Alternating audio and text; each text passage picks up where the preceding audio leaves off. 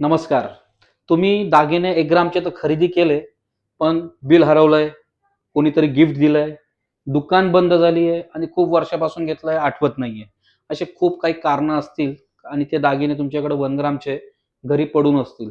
तर आर-जे ज्वेलर्समध्ये बिगर बिलाचं सुद्धा तुमच्याकडे असलेले दागिने आम्ही योग्य किमतीत पकडून तुम्ही पुन्हा एक नवीन वस्तू खरेदी करू शकतात. हे आम्ही 1 वर्ष झाले करतोय आणि त्याच्यासाठी खूप सुंदर असा रिस्पॉन्स मिळाला आहे. लोकांना तेवढा विश्वास पण आहे आमच्या मालाबद्दल आणि दिलेल्या त्यांच्या ज्या वस्तू आहेत, त्याची पण आम्ही योग्य किंमत पकडली, तर तेवढे ते समाधानी पण आहे.